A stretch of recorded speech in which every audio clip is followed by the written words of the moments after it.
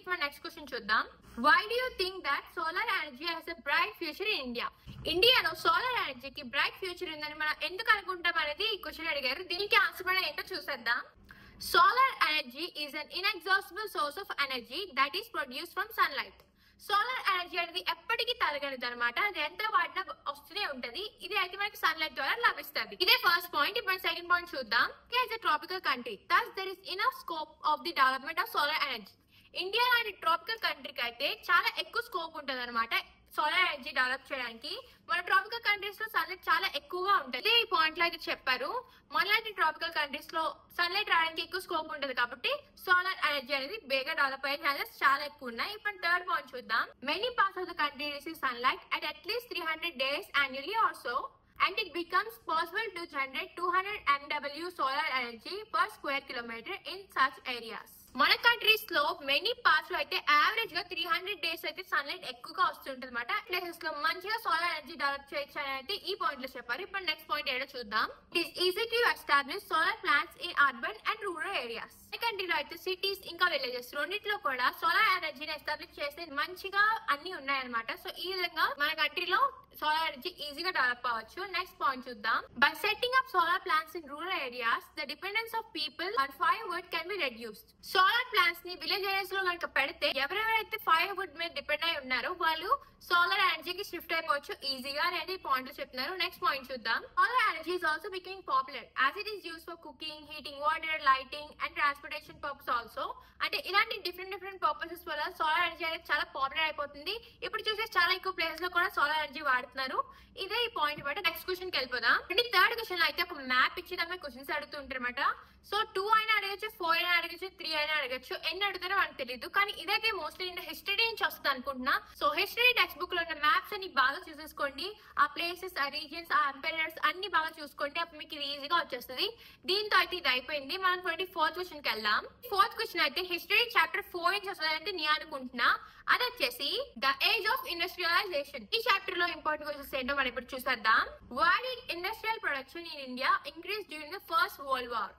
First world war జరిగినప్పుడు మన ఇండియాలో ఇండస్ట్రియల్ ప్రొడక్షన్ ఎందుకు ఎక్కువైంది అని అయితే అడుగుతున్నారు. అది ఏంటో మనం చూసేద్దాం. While British mills were busy with war production to meet the needs of the army, Manchester imports into India was declined. British లో ఉన్న మిల్స్ అన్ని వాళ్ళ ఆర్మీ యొక్క నీడ్స్ కోసం ప్రొడక్ట్ చేసినప్పుడు మాంచెస్టర్ యొక్క ఇంపోర్ట్స్ ఇండియాలోకి అయితే డిక్లైన్ అయ్యాయన్నమాట.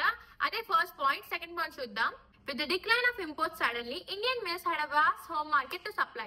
డిక్లైన్ అవడం వల్ల ఇండియా అయితే చాలా వాస్ట్ హోమ్ మార్కెట్ ఉంది సప్లై చేయడానికి. దానికోసం అయితే ఇండియన్ మిల్స్ వర్క్ చేశాయన్నమాట. అది ఈ పాయింట్. ఇప్పుడు థర్డ్ పాయింట్ కి వెళ్ళిపోదాం. As the war prolonged, the Indian factories were called upon to supply war needs also, such as jute bags, cloths for uniforms of soldiers, tents, leather boots, etc. and lots of other items. War అలా కొనసాగుతూ రావడం వల్ల Indian mills కూడా వాళ్ళు అడిగారు jute bags, cloth for different purposes అవన్నీ తయారు చేయమని. ఆ విధంగా కూడా ఇండస్ట్రియలైజేషన్ ఇండియా అయితే బాగా ఎక్స్పాండ్ అయింది. New factories were set up and old ones organize multiple shifts. During the war years Indian industries boomed. కొత్త ఇండస్ట్రీస్ అయితే మళ్ళీ పెట్టారంట. మళ్ళీ పాత వాటిని కూడా బాగా ఆర్గనైజ్ చేసి బాగా యూజ్ చేస్తారు. ఈ విధంగా ఇండియాలో ఇండస్ట్రీస్ అయితే పెద్ద సక్సెస్ వచ్చింది. ఇదే ఆన్సర్. దీంతో అయితే అయిపోయింది. ఇప్పుడు నెక్స్ట్ క్వశ్చన్ చూద్దాం. How did East India Company produce regular supply of cotton and silk textiles from Indian weavers? East India Company ఎలాగా supply of cotton and silk మన ఇండియన్ వీవర్స్ నుంచి ప్రొడ్యూస్ చేసిందనే ఈ క్వశ్చన్ మాట. దీని ఆన్సర్ చూద్దాం. The East India Company adapted various steps to ensure regular supplies of cotton and silk textiles. East India Company మన ఇండియాలోంచి regular supply of cotton and silk textiles కోసం various steps అయితే plan చేసిందంట. అవి ఏంటి మనం చూద్దాం. Establish political power to asset monopoly right to trade. Political power అనేది ఎస్టాబ్లిష్ చేసిందంట. To monopoly right to trade అంటే ఒకలే ఆ ట్రేడ్ చేయగలరు, ఎవరు పడితే వాళ్ళు చేయలేరు. మోనోపొలీ అంటే ఒక్క కైండ్ ఆఫ్ ఇండస్ట్రీ దాన్ని అలా చేస్తూ ఉంటుంది అనమాట. అది మోనోపొలీ. ఇప్పుడు మనం నెక్స్ట్ పాయింట్ ఏంటో చూద్దాం. Developed system of management and control that would eliminate competition, control costs and ensure a regular supply of cotton and silk goods. Developed a system of management and control that would eliminate competition, control cost and ensure a regular supply of cotton and goods. వాళ్ళ system అయితే develop చేస్తారో అది ఏం చేస్తుంది అంటే manage ఇంకా control చేస్తుంది అనమాట. ఇంకా అది ఎలిమినేట్ చేస్తుంది. ఎలాంటివంటే కాంపిటీషన్ ఇంకా కంట్రోల్ కాస్ట్ అలాంటి వాటిని అయితే ఎలిమినేట్ చేసేస్తుంది. ఇంకా సప్లై ఆఫ్ కాటన్ ఇంకా సిల్క్ ని అసలు డిస్టర్బ్ అవ్వకుండా ఎన్షోర్ చేస్తుంది అనమాట. అది ఈ పాయింట్. ఇప్పుడు నెక్స్ట్ పాయింట్ చూసేద్దాం.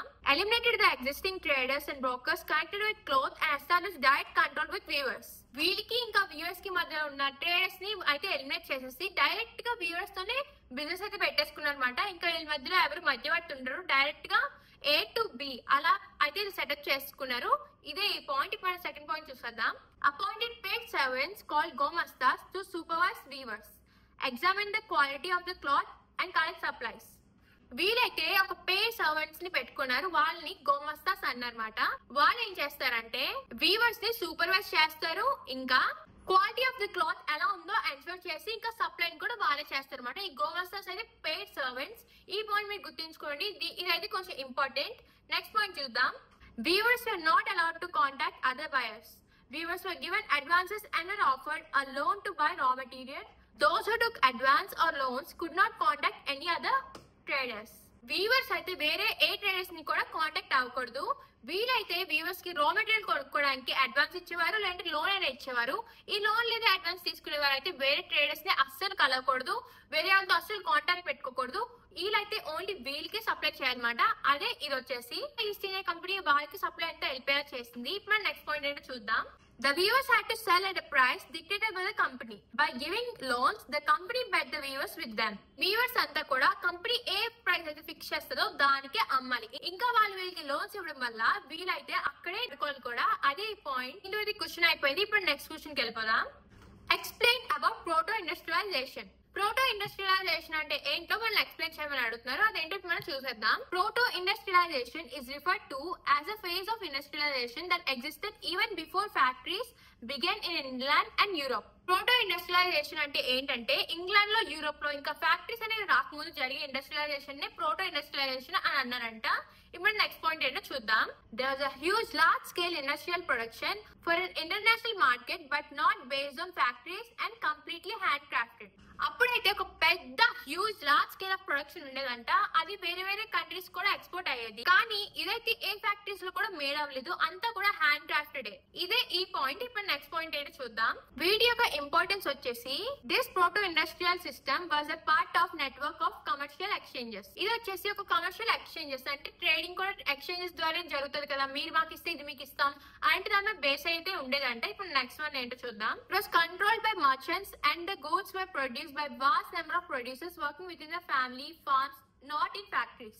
ఇదైతే మర్చెంట్స్ ద్వారా కంట్రోల్ అయ్యేదంట. ఇది అలా ప్రొడ్యూస్ అయ్యేదంటే ఒక ఫ్యామిలీ, ఒక పర్టికులర్ ఫ్యామిలీ ఇంకా లేదంటే ఫార్మ్ లో ఉన్న మనుషులందరూ ఆ వాళ్ళే ఓన్లీ చేస్తారనమాట. ఇది మన ఇండియాలో కూడా ఇంకా కొనసాగుతుంది. ఫ్యామిలీస్ ద్వారా వచ్చే ట్రెడిషన్స్ ద్వారా ఒక కైండ్ ఆఫ్ సిల్క్, ఒక కైండ్ ఆఫ్ డిజైన్ అనేది హ్యాండ్ క్రాఫ్ట్ చేస్తూ ఉంటారు కదా. అది ఇది కూడా. ఇదైతే ఇలాగే ప్రొడ్యూస్ అయ్యేది, not a industries or factories. ఇప్పుడు నెక్స్ట్ పాయింట్ చూద్దాం. At each stage of production, 20 to 25 workers were employed by each merchant.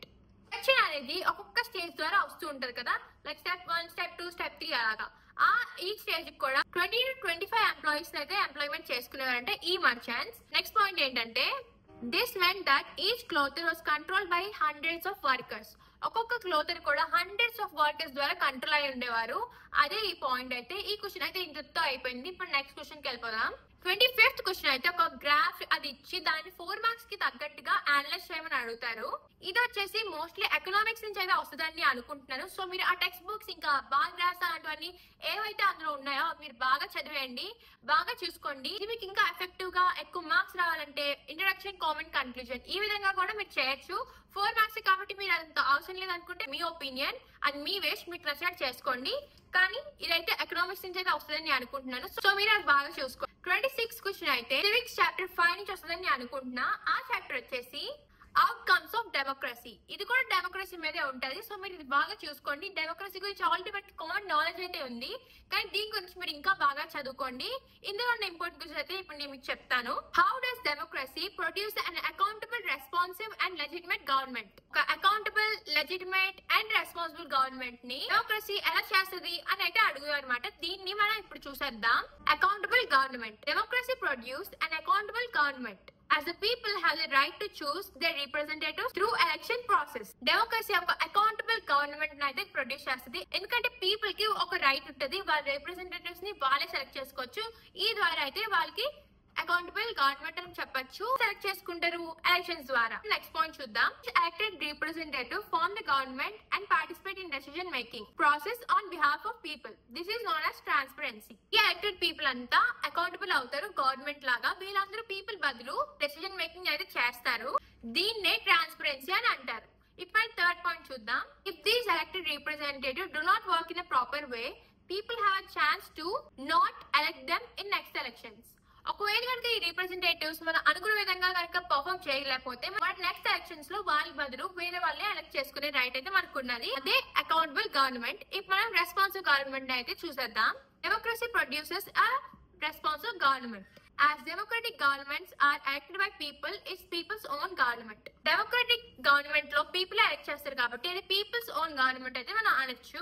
It promotes the formation of public opinion and take care of needs and expectations of the people. ఇదైతే people's opinion కి చాలా ఎక్కువ priority ఇస్తుంది. ఇంకా వాళ్ళ needs ఇంకా priorities ని reach అవడానికి బాగా ట్రై చేస్తూ ఉంటది. ఇంకా వాళ్ళకి ఎలా కావాలో ఆ విధంగానే ఇదైతే చేస్తూ ఉంటది అన్నమాట.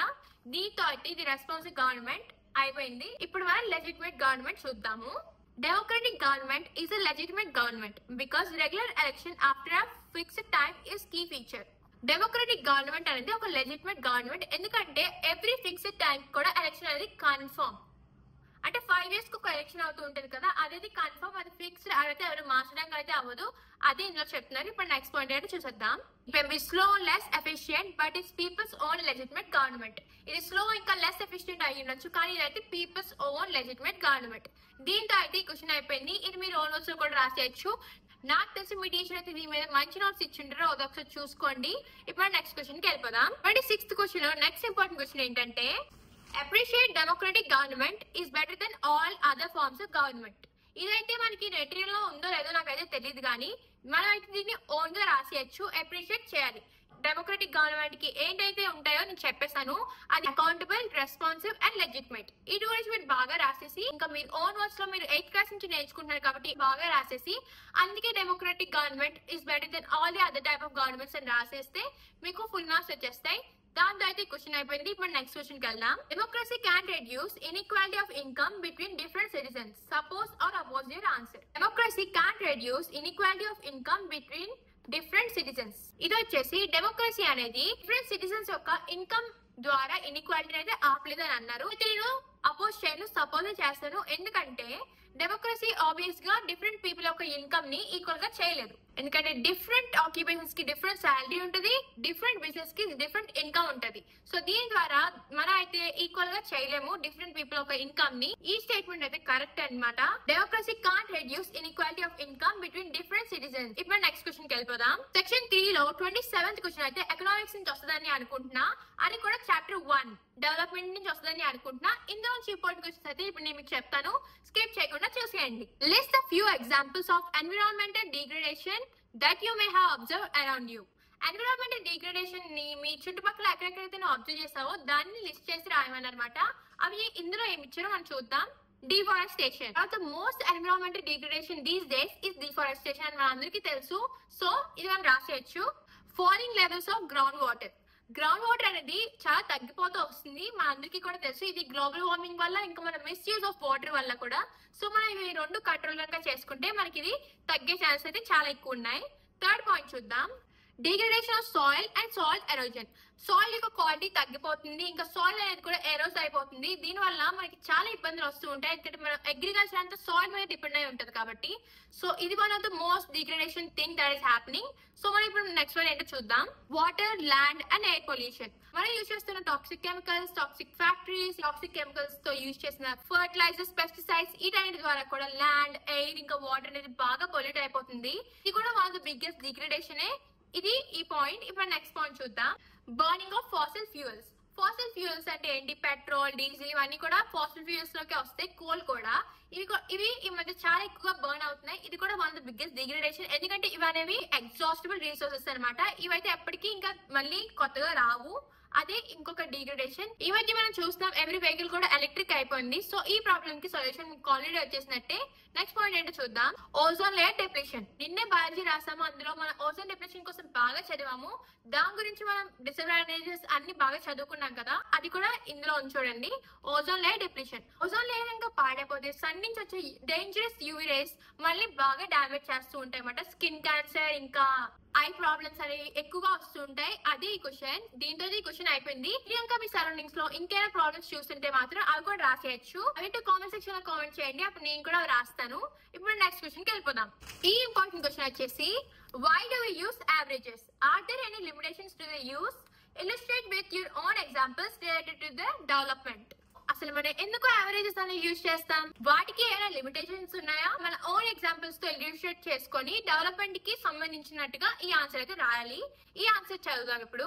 Development is a complex phenomenon. Development అనేది చాలా కాంప్లెక్స్ ఫినామినాన్. అంటే డెవలప్మెంట్ అవ్వాలంటే చాలా విధాలుగా అది అవ్వాలన్నమాట. అది ఒక్కటి అయితే కాదు, చాలా విధాలుగా అవ్వాలి. అది ఫస్ట్ పాయింట్. నెక్స్ట్ పాయింట్ వచ్చేసి, the average income is useful for comparison of development. Average income అనేది మనకి ఎందుకు యూస్ఫుల్ అవుతుంది అంటే డెవలప్మెంట్ ని కంపేర్ చేయడానికి. ఎందుకంటే ఒక్కొక్క పర్సన్ ఒక్కొక్కలాగా ఇన్కమ్ ని చేస్తూ ఉంటారు. దాన్ని అయితే మనం ఎవ్రీథింగ్ అనలైజ్ చేయలేం కాబట్టి ఉన్నదాని అంతటికే యావరేజ్ తీస్తాము. ఈ విధంగా అయితే మనం డెవలప్మెంట్ యొక్క లెక్కలు వేస్తూ ఉంటాం అన్నమాట. నెక్స్ట్ పాయింట్ ఏంటో చూద్దాం. Yes, there are limitations to the use of average income. Average income ని యూజ్ చేయడానికి లిమిటేషన్స్ అయితే ఉన్నాయంట, అది ఇక్కడ ఇచ్చారు.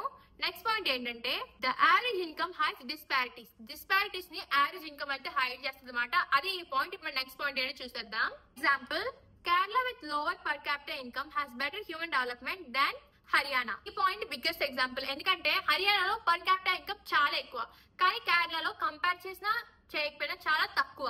అయినా సరే హర్యానాకి కేరళకి కంపేర్ చేస్తే కేరళకి మంచి హ్యూమన్ డెవలప్మెంట్ అయితే ఉంది. అది బిగ్గెస్ట్ ఎగ్జాంపుల్. దీంతో అయితే క్వశ్చన్ అయిపోయింది. ఇప్పుడు నెక్స్ట్ క్వశ్చన్ కి వెళ్ళిపోదాం.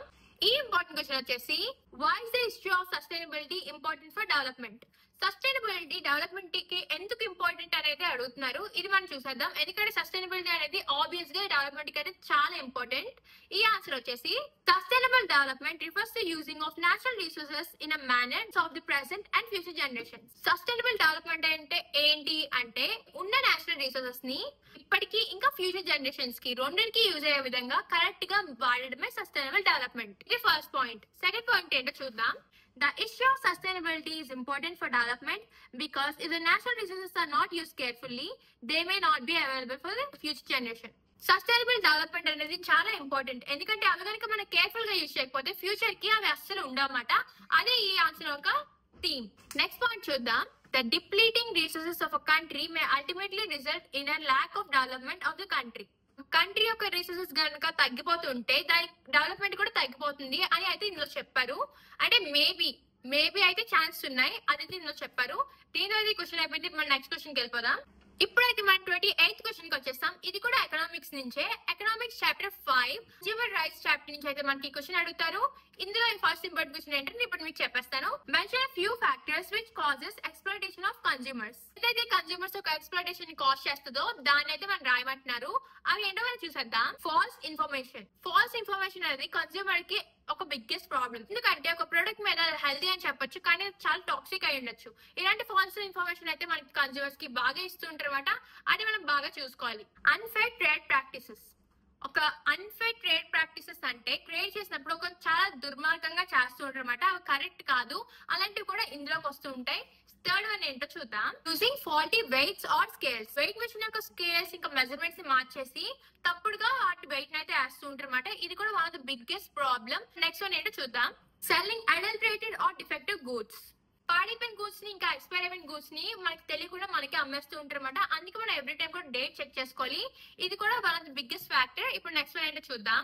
Lack of awareness amount the consumers. Consumer చాలా మంది ఆ ప్రొడక్ట్ ని చూసి దాన్ని అట్రాక్ట్ అయిపోయి దాని వల్ల వచ్చే నష్టాలు ఏంటో చూసుకోకుండా ఉంటారు. అది కూడా వన్ ఆఫ్ ది ఫ్యాక్టర్. దీంతో క్వశ్చన్ అయిపోయింది. ఇప్పుడు నెక్స్ట్ దానికి వెళ్ళిపోదాం. నెక్స్ట్ ఇంపార్టెంట్ క్వశ్చన్ ఇదైతే లాస్ట్ ఇంపార్టెంట్ క్వశ్చన్ 4 మార్క్స్ లో. ఇది వచ్చేసి critically examine the progress of consumer movements in India. Consumer movements in ఇండియాని మనం కరెక్ట్ గా క్రిటికల్ గా ఎగ్జామిన్ చేసి రాయాలన్నమాట. ఇది ఇందులో అడిగారు. ఇది మనం చూసేద్దాం.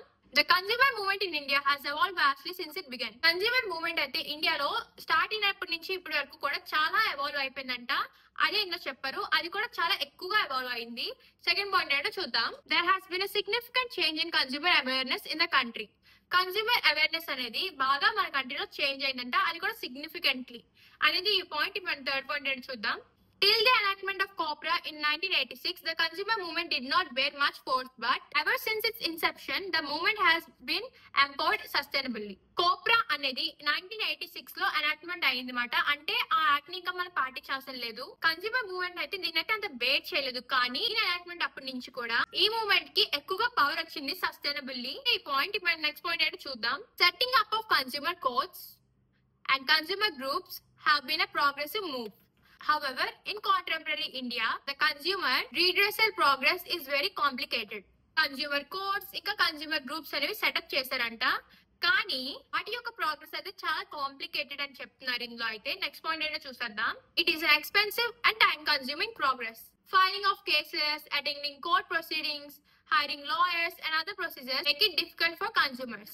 ఇది చాలా లాంగ్ ప్రాసెస్. ఒకవేళ మనం కనుక ఎక్కడైనా వాదించాలనుకుంటే చాలా లాంగ్, ఎందుకంటే కంప్లైంట్ ఫైల్ చేయడం, కోర్ట్ హియరింగ్స్ కి వెళ్ళడం, లాయర్ ని హైర్ చేసుకోవడం, ఇది చాలా లాంగ్, ఇంకా ఎక్స్పెన్సివ్ కూడా. ఇది కూడా one of the back point. ఇప్పుడు మనం నెక్స్ట్ పాయింట్ చూసేద్దాం.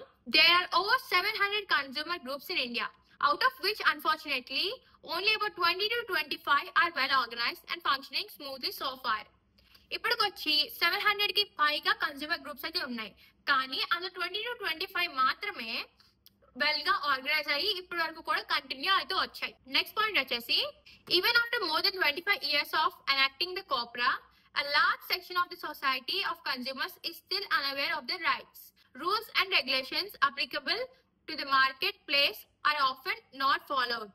కోప్రాని ఇప్పటికొచ్చి ఎనాక్ట్మెంట్ చేస్తారు, అయినా సరే రూల్స్ అండ్ రెగ్యులేషన్స్ ని మార్కెట్ అయితే పాటించట్లేదు.